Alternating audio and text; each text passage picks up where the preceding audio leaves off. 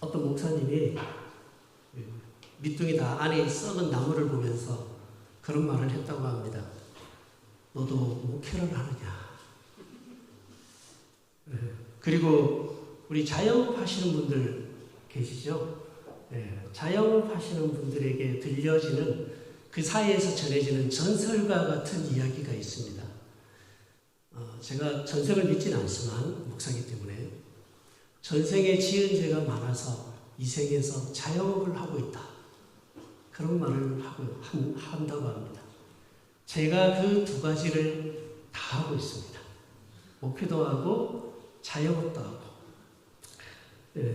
이상일입니다. 저는 고양시 신원동에서 목회를 하고 있는 신원마을교회 최영규 목사라고 합니다.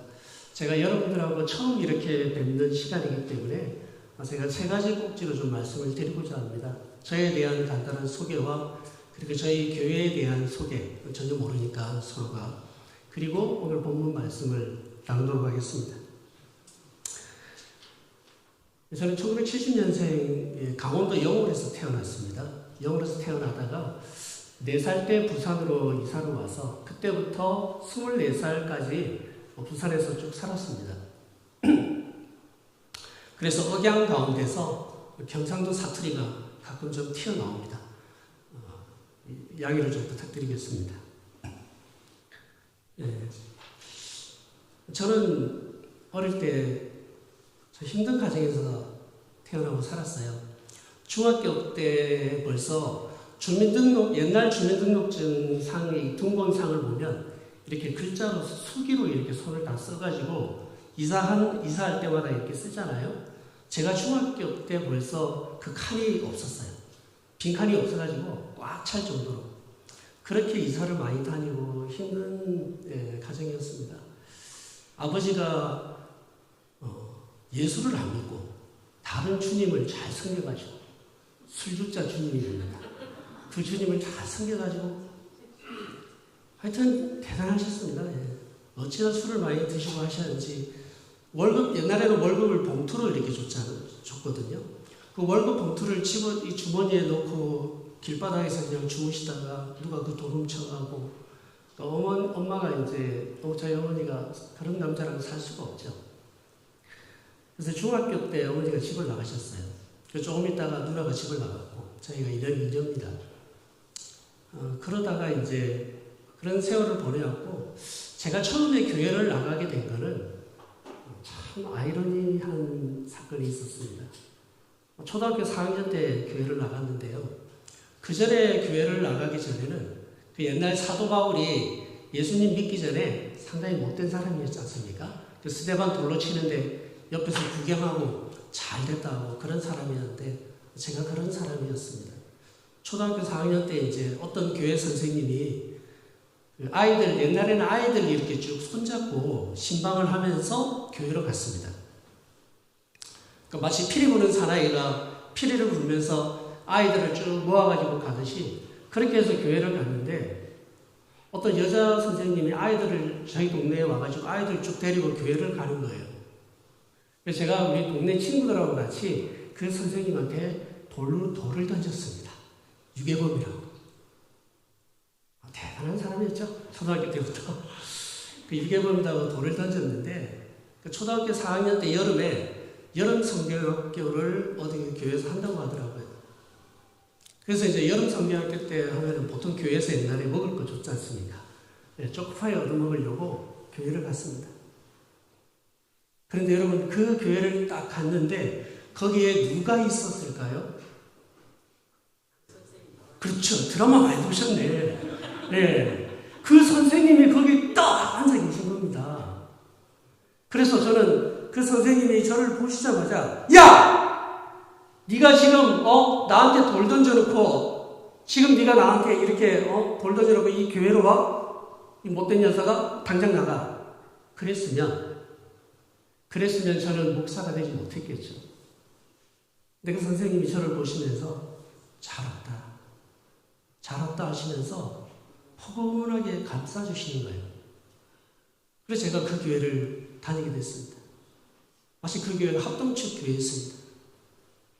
저는 합동측 교회가 첫 발을 디딘 교회였고, 여기 경기도 와가지고 청년 때 다니던 교회가 또 합동측 교회입니다.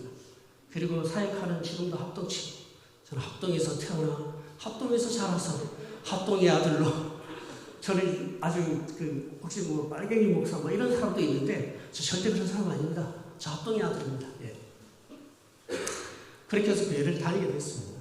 근데 이제 가정 형편이 그렇다 보니까 집에 있기가 별로 싫었던 거예요. 그래서 저는 초등학교 때 교회를 나갈 때부터 새벽 기도를 나갔습니다. 저희 교회는, 모교회는 어린이 새벽 기도가 있었습니다. 1년 365일 어린이 새벽 기도가 있었습니다. 1년 365일 12시 자정 저녁 기도회가 있었습니다. 그리고 새벽 기도 5시 있었고 그랬습니다. 어린이 새벽 기도 6시. 거의 안 빠지고 다녔던 것 같아요. 나중에 개근상도 받기도 하고 했는데 어쨌든 어릴 때부터 그렇게 새벽 기도를 다니면서 초등학교 때부터 그렇게 고3 때까지 특별히 중고등학교 때는 교회에서 많이 잤어요. 교회 여러분이 장의자 있잖아요. 이런 장의자 옛날에는 이불이 다 교회에 있어가지고 권사님들도 교회에서 주무시면서 다음날 새벽 기도 드리고 뭐 집에 가시고 저도 그렇게 했습니다.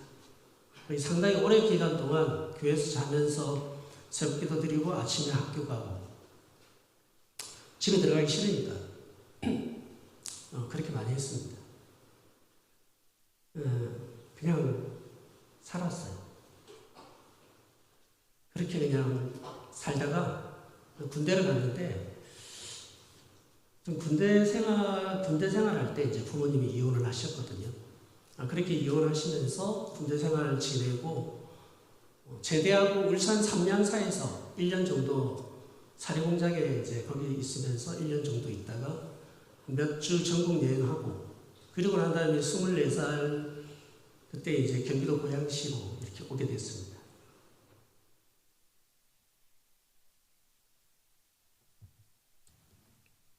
군대에서 하나님께서 저에게 큰 은혜를 주셔가지고 목회를 하겠다고 서원을 했습니다.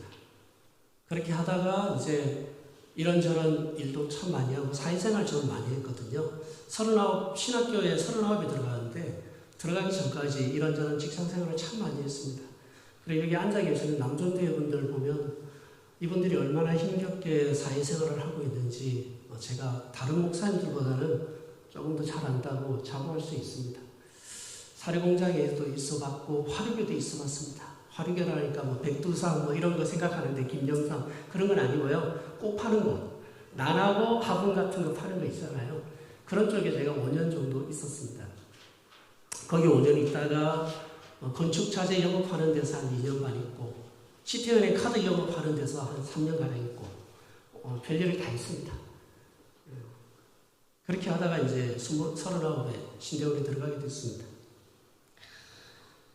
제가 이제 청년 때 결혼을 해야 되는데 저희 교회 권사님 중에 한 분이 제가 청년 때 열심히 신앙생활을 했거든요. 교회에서 저는 청년 집사였어요. 우리 여기 청년들도 몇 계시는데 청년 때 집사 직분을 받는 사람들은 대단한 사람들이에요. 그만큼 교회에서 목사님이 인정을 했다는 거거든요. 그래서 권사님 한 분이 저를 잘 보셨나 봐요. 그래서 사람을 좀 소개시켜 주려고 저의 개인 신상에 대해서 물으셨습니다. 들으시더만은 아유 힘들겠네 그러시는 겁니다. 아니 그 말을 왜 앞에서 해요? 뒤에서 그냥 아유 힘들겠네 이러면 될 텐데 바로 당사자 앞에서 들으시더만 바로 그냥 아유 힘들겠네 이러시는 거예요. 힘들고 나도 알지. 저도 아는데 왜 그 앞에서 하냐고 그러시더라고요. 제가 아내랑 결혼을 했는데요. 제가 결혼하는 것을 보면서 저희 교회 청년 중에 한 명이 저한테 잊지 못할 명언을 하나 해주더라고요. 형이 결혼하는 것을 보니까 하나님이 살아계신 것 같다. 솔직히 그렇지 않아요? 가정적으로도 그렇고 뭐 아무것도 없으니까 뭐 부모님 그렇게 이혼하시고 거의 뭐 부모 없이 자라다시피 그렇게 자라온 사람이니까 결혼을 한다고 했는데 놀라는 거죠. 참고로 제가 아무하고나 결혼하지 않았어요. 저희 아내 되게 미인이고요. 우리 영백일 목사님도 인정을 하실 겁니다. 미인이시고 영어 강사입니다. 잠꼬대도 영어로 하는 사람입니다. 네, 그 사람은 결혼했습니다. 부모님도 안수집사님이고 권사님이시고. 그렇게 결혼을 하고 지내다가 이제 39에 신학교를 들어가게 되면서 이렇게 됐습니다. 제 개인 이야기는 뭐 이 정도로 말씀드리고요. 교회 이야기 좀 드릴게요. 2010년도에 아버지가 신학교 다닐 때 암판정을 받으시면서 제가 휴학을 하게 됐습니다. 그때 2010년도에 휴학을 하면서 천재봉 목사님한테 콜이 왔어요. 목사님이 이제 능곡중앙교회 부임하신 지 얼마 안 돼서 그때 유초동부 전도사님 자리가 비어 있다고 제가 이제 첫 사역제에서 사임을 하겠다고 말해놓은 상태거든요. 어떻게 연락이 돼서 목사님한테 통화를 하다가 제가 이렇게 해서 사임을 하게 됐다고 이랬더만 목사님이 우리 교회로 오라고 마침 비어 있으니까. 근데 처음에 제가 노를 했습니다. 노를 했는데 첫 사역제에서 이제 새벽 기도 시간에 그 말씀을 주시는 거예요. 마태복음 4장에 사람이 떡으로만 살 것이 아니라 하나님의 입으로 나오는 말씀으로 살아라. 그 말씀을 들으면서 하나님께서 나를 목회자로 부르셨는데 그래도 내가 하나님 말씀을 먹고 살아야 되지 않냐. 그렇게 생각을 해서 목사님한테 전화해서 사역하겠다고. 그렇게 해서 2010년도에 제가 능곡중앙교회를 가게 됐습니다. 두 번째 사역지죠.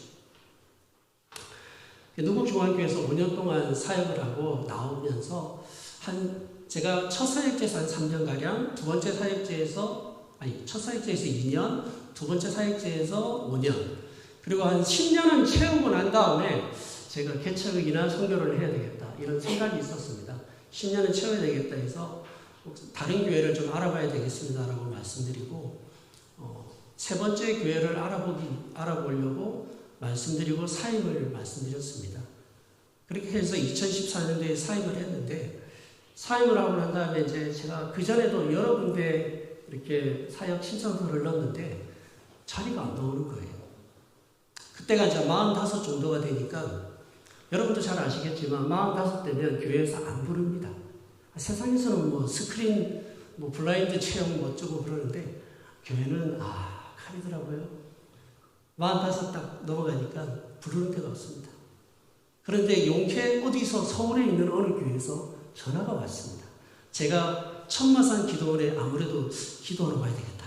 그래가지고 천마산 기도원에 기도하러 갔거든요. 1월에. 기도하러 올라갔는데 올라가자마자 전화가 온 거예요. 서울에 있는 어느 교회인데 이번 주에 이렇게 면접 보러 올 수 있느냐. 전화가 왔어요. 알고 보니까 제 모교회 출신 목사님이셨어요. 이력서를 딱 보니까 모교회가 딱 있길래 일단 믿을 수 있잖아요. 그래서 면접 봐라 했는데 제가 너무 감사했죠. 기도원 오자마자 하나님께서 바로 응답해 주시네. 제가 3박 4일이나 4박 5일 잡고 이제 천마산 기도원에 올라갔거든요. 올라가자마자 응답해 주시네. 그래서 3박 4일 동안 이제 놀아야지. 식구도 놀고 자고 이러면서 놀아야지 생각을 하고 그 다음날이 됐습니다. 그 다음날 이제 천마산 위에 정상에 올라가 있는데 정상에 올라가자마자 다시 그 목사님한테 전화가 왔습니다. 무슨 전화인지 여러분이 또 아시겠죠? 네, 안 와도 된다는 전화였습니다. 네, 면접이 취소됐다고 전화가 왔습니다. 천마산 정상에 있으면서 어떻게 해야 되나 생각이 많았죠. 제가 일종 대형 면허가 있거든요. 제가 이제 가장으로 있으니까 자식들, 아이들이랑 자식들을 먹여 살려야 되니까 일반 잡을 알아볼까 이런 생각을 했습니다. 그런 생각도 했었어요. 그때 또 마태복음 4장 말씀을 또 주시는 겁니다. 하나님 말씀으로 먹고 살아라. 그렇게 해서 1월 24일 날 첫 모임을 가지면서 개척을 하게 됐습니다. 저희 교회는 설립기념일이 그 첫 모임을 하게 된 그날을 설립기념일로 했습니다. 교회를 신호마을 3단지에 있는 상가 1층에서 개척을 했는데요. 12평입니다. 아까 목사님 그 당회장 목양실에 제가 들어갔는데 딱 그 정도 크기의 교회입니다. 네, 교회 크기가 알겠죠? 제 나름대로 이제 목회적으로 여러 가지 생각이 있어가지고 작은 교회를 택하게 됐습니다. 상가 1층. 몸이 불편하신 분들이 또 편하게 올 수 있도록 1층으로 해야 되겠다. 교회가 좀 작으면 좋겠다. 그런 생각들을 가지고 1층에 개척을 하게 됐는데 뭐 별 이야기가 다 들려왔어요. 목사님들부터 해서 주변에 있는 사람들이 야, 여기서 어떻게 개척을 하냐, 작고 비싸고 힘들 텐데 어떻게 여기서 개척을 하냐, 뭐 이런 이야기를 있었습니다.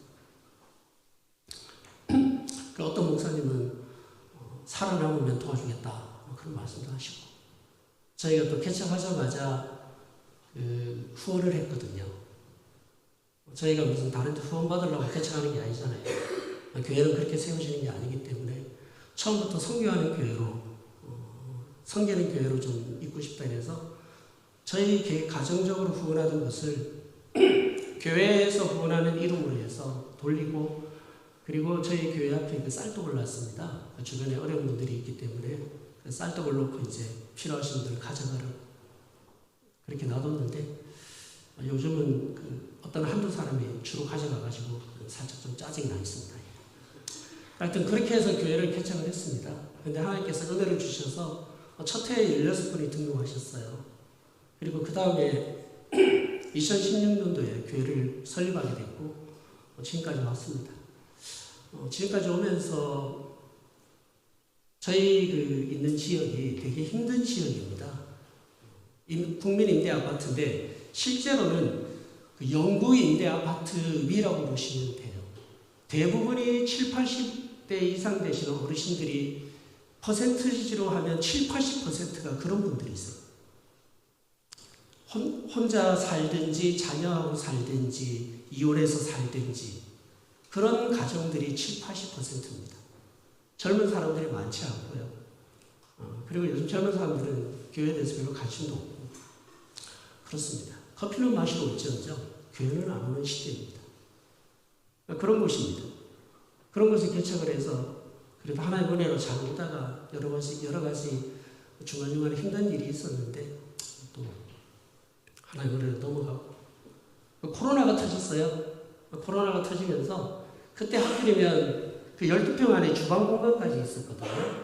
그 주방 공간을 옆으로 다른 쪽에 상가의 다른 끄트머리 쪽에 한 6평 정도 되는 곳에 옮겼다가 임대료는 2군데를 다 나가야 되는데 성도들도 지금 안 모여 예배도 못 드려.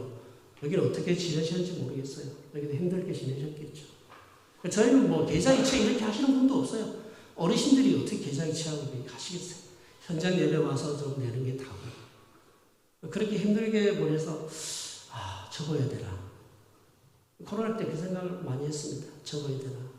여기서 이제 그만둬야 되나 이러고 있는데 교통사고가 또 났습니다. 저희 딸하고 가다가 교통사고도 나고.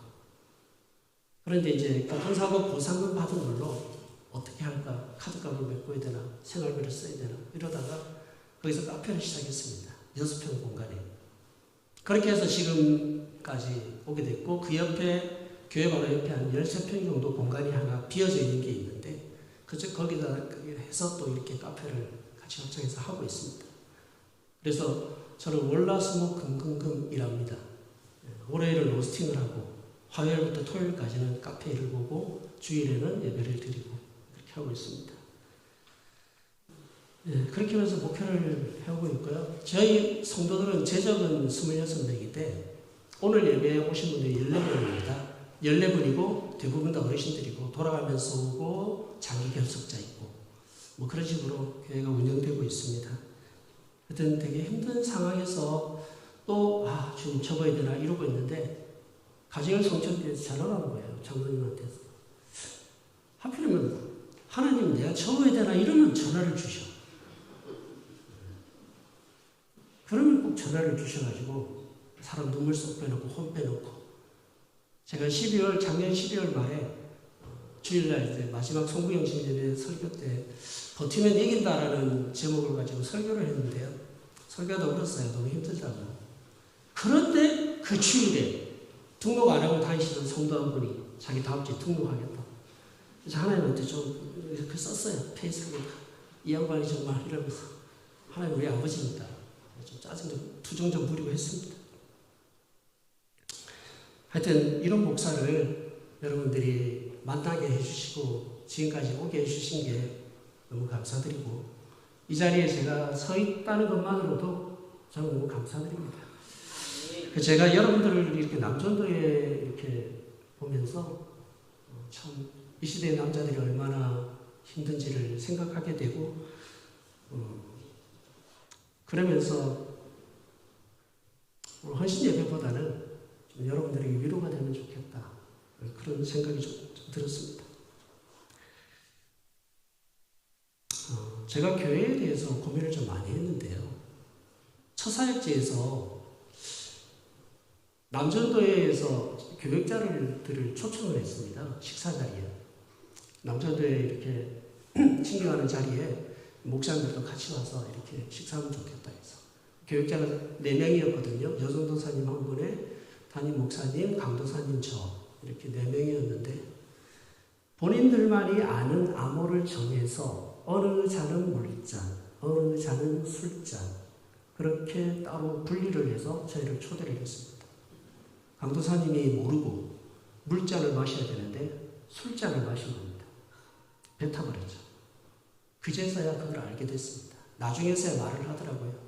잔을 분리해서 이 잔은 물잔이고 저 잔은 술잔이었는데 강도사님이 모르고 술잔을 드신 것 같다고. 그 교회에 대해서 고민이 되게 많았어요. 어떤 교회를 세워야 되나. 근데 남전도에 설교를 부탁을 받은 거예요. 직원들이 무슨 설교를 함께 나눠야 되나. 오늘 본문은 다니엘서입니다. 다니엘은 어떤 사람이었는가? 저는 이 다니엘을 볼 때마다 참 대단한 사람이라는 생각을 하지 않을 수가 없습니다. 느부갓네살 시대에 포로로 잡혀와서 포로기 끝나는 고레스왕 3년까지 예언을 했던 사람입니다. 포로로 잡혀와서 이스라엘 백성들이 포로에서 돌아가는 그때까지 권력을 가지고 예언을 하고 하나님의 나라에 대한 꿈과 환상을 보며 기도하면서 이스라엘의 해방과 포로된 해방을 기다렸던 그런 위대한 사람이었습니다. 그리고 여러분, 우리나라만 보더라도 야당 여당만 바뀌어도 막 사람 물갈이하고 난리지 않습니까? 그런데 다니엘은 제국이 몇 번을 바뀌었습니다. 그 느부갓네살 시대의 바벨론 제국부터 해서 메데파사라고 하는 그 제국이 바뀌는 역사 가운데서도 권력의 자리를 지켰던 사람입니다. 당대 최고의 실력자들이었죠. 여러분, 이것은 결코 쉬운 일이 아닙니다. 결코 쉬운 일이 아니에요. 자영업자들도 작년인가 올해 서울 시내 자영업자 폐업한데가 엄청 많이 들었더라고요. 공직자들도 한자리에서 오랫동안 있기 힘든 그 시대에 제국을 바꿔가면서 그 권력의 자리에 앉는다는 것은 대단한 일이었습니다. 그런데 여기서 보면 어디에나 있는 사람들이 등장을 합니다. 여러분, 어디에나 있는 사람들이 누굽니까? 시기하고 질투하고 모함하는 사람들입니다. 이 사람들이 다니엘을 고발할 근거를 가지고 왕에게 나아갑니다. 그런데 이 다니엘을 고발할 근거가 거짓과 진실을 교묘하게 섞어가지고 왕에게 나아갑니다. 여러분 한번 7절을 보십시오.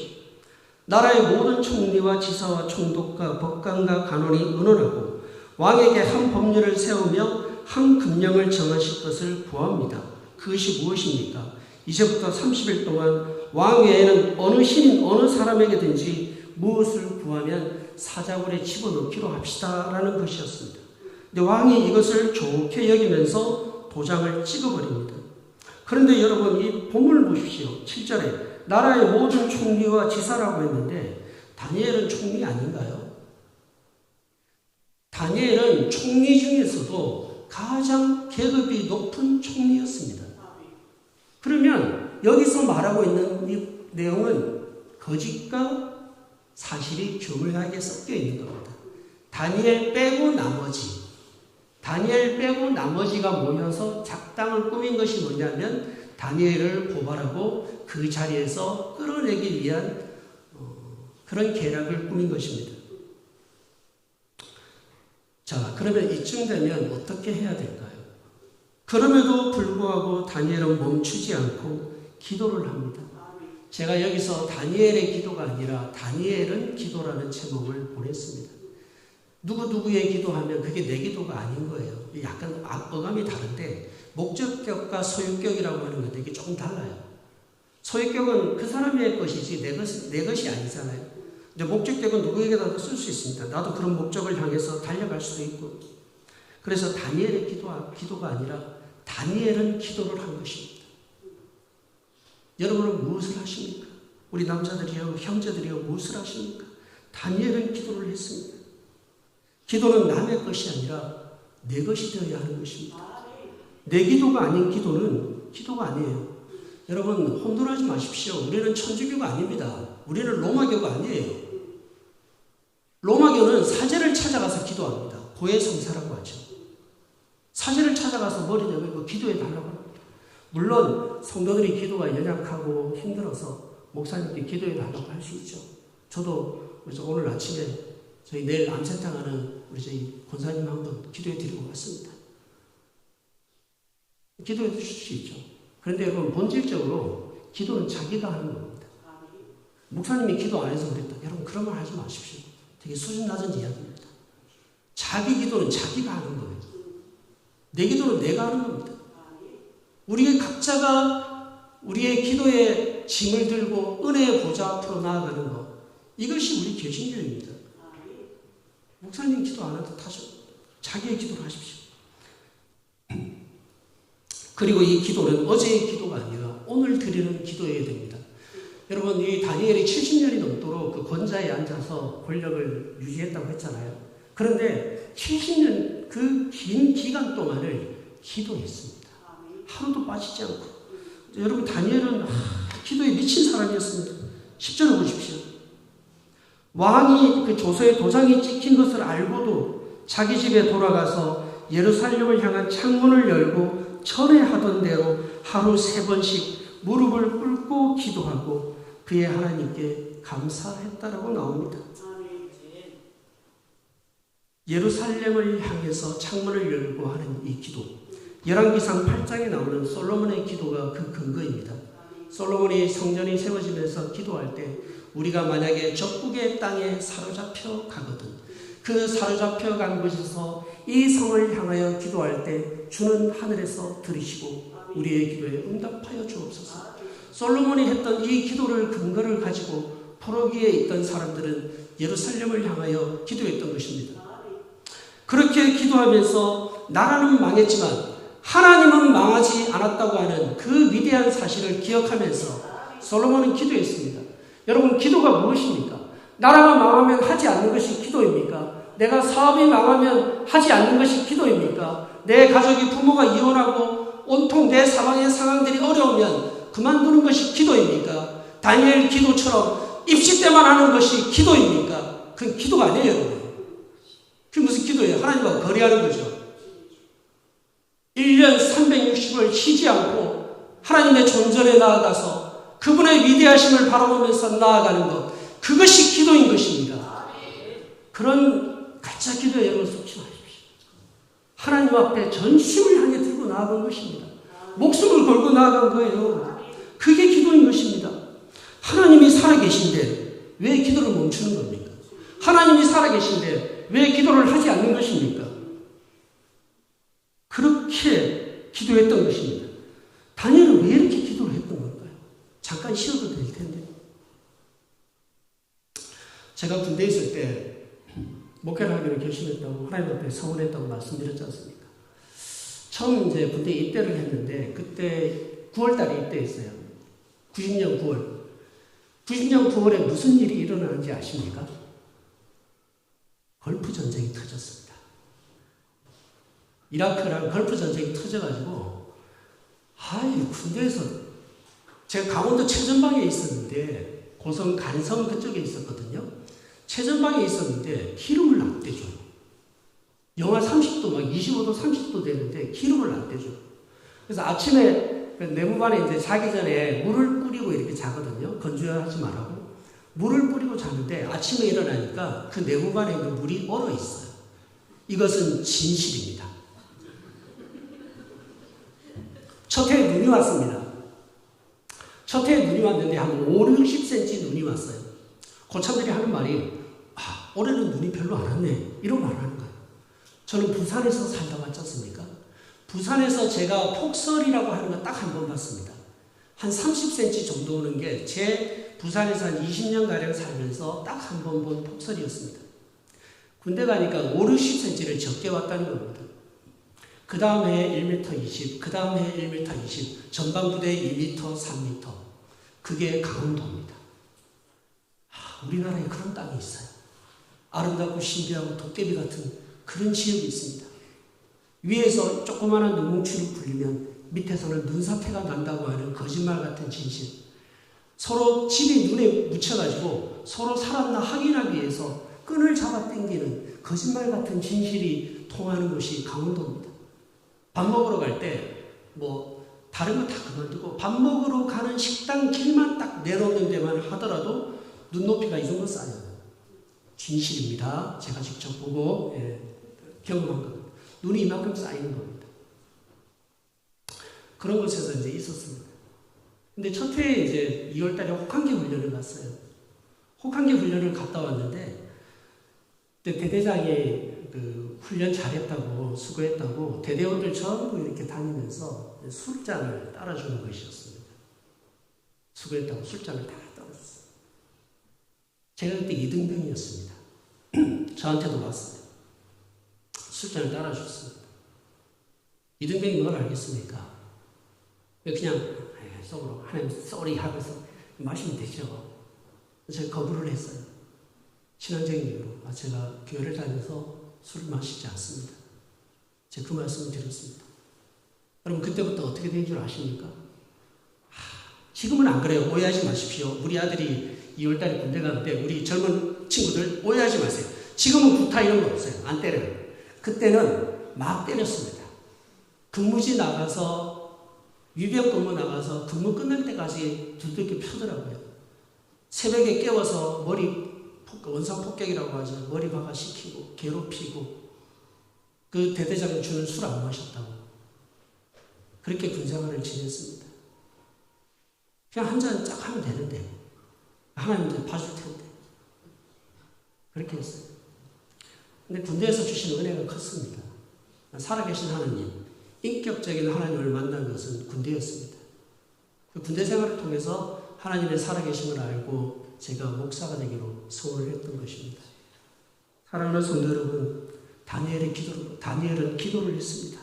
잠깐 멈춰도 되는데, 잠깐 양보해도 되는데, 그냥 30일만 참으면 되지 않습니까? 30일만 좀 쉬었다가 기도해도 되는데, 다니엘은 굳이 그렇게 창문을 열고 예루살렘을 향하여 기도했던 것입니다. 기도는 교회의 존재 이유입니다. 기도는 교회의 목적입니다. 교회는 기도처입니다. 하나님께서는 이사야 56장 7절의 말씀을 통해서 내 집은 만민이 기도하는 집이라고 하셨습니다. 얼마나 외우기 쉬워요. 4, 5, 6, 7 매일마다 기도하는 집. 이사야 56장 7절 4, 5, 6, 7 이렇게 외우시면 됩니다. 4, 5, 6, 7 매일 기도하는 교회.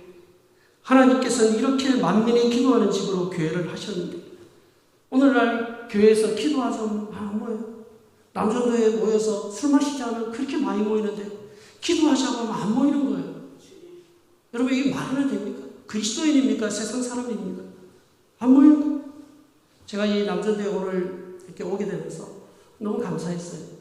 제가 남전도에 있는 쓴뿌리가 있었는데 여기 남전도에는 술 안 마시고 아껴가지고 교회 섬겨가겠다고 다른 국내에 있는 교회 섬기겠다고 저희 교회를 이렇게 섬겨주시면서 이렇게 불러주시지 않습니다. 사랑하는 남성교회 여러분, 믿음 안에서 잘 세우시기를 축복합니다. 남자들이 그러면 교회를 위해서 무엇을 해야 되겠는가? 남자들은 기도를 해야 됩니다. 남자들이 반드시 해야 되는 교회를 위한 십자가는 기도입니다. 헌금이 아니에요, 여러분. 오해하지 마세요. 헌금이 아닙니다. 기도예요.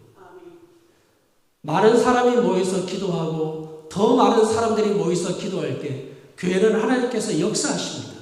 하나님께서 살아계심을 보게 하는 것은 기도지 우리의 헌금이 아닙니다, 여러분. 교회를 사랑한다면 기도해야 됩니다. 기도하는 사람이 헌신하는 사람입니다. 기도하는 사람이 직분자입니다. 기도가 교회를 살리고 가정을 살리고 나라를 살리는 것입니다. 여러분 형제들이여, 이 땅이 불쌍하지도 않으십니까? 하나님 없이 살아가는 이 세상이 불쌍하지도 않으세요? 이 세상을 향해서 우리가 강력하게 내어밀 수 있는 손이 무엇이겠습니까? 기도입니다. 세상을 향해서 다니엘이 그렇게 70년 동안 놓치지 않고 자기 생명을 다 바쳐서 했던 것은 기도였던 것입니다. 다니엘은 기도를 했습니다. 하나님의 사랑, 하나님을 사랑하는 것과 사람을 사랑하는 것의 지극함이 어떻게 표현될 수 있겠습니까? 기도하는 것입니다. 기도에서 힘이 나옵니다. 기도하지 않는 사람은 성도가 아니에요. 죄송한 이야기지만 저희 교회에서는 기도하지 않는 사람은 직분자를 안 세웁니다. 그런데 안타깝게도 세울 사람도 없어요. 할머니들만 계시니까, 주로 할머니들, 할아버지 계시니까 세울 사람도 없습니다. 근데 기준은 정해놨습니다. 기도하지 않는 사람은 안 세워요. 기도해야지, 기도. 보네포라는 사람이 있습니다.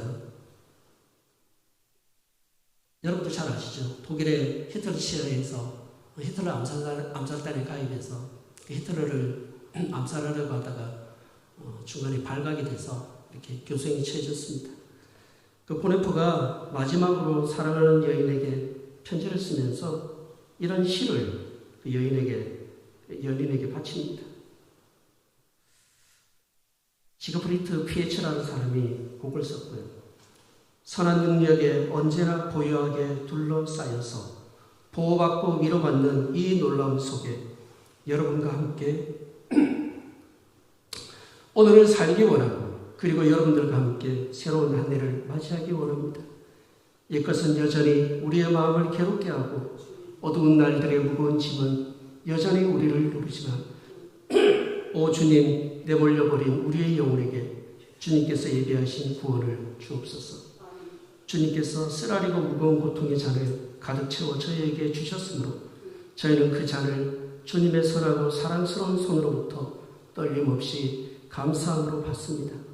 그러므로 주님께서는 저희에게 이 세상에서 기쁨과 빛나는 햇빛을 주기 원하십니다. 그러기에 저희는 지나간 일들을 회상하며 저희의 생명을 온전히 주님께 맡깁니다. 뒤에 구절이 되는데 나중에 찾아보시기 바랍니다.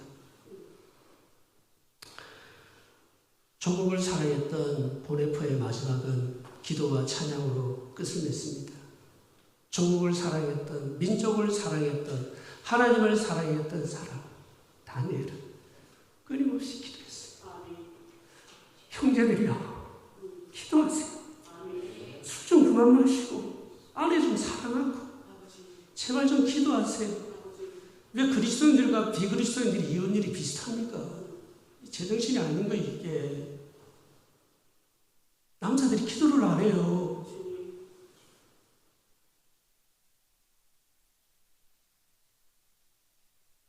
우리 찬양하실 때 좀 기도합시다.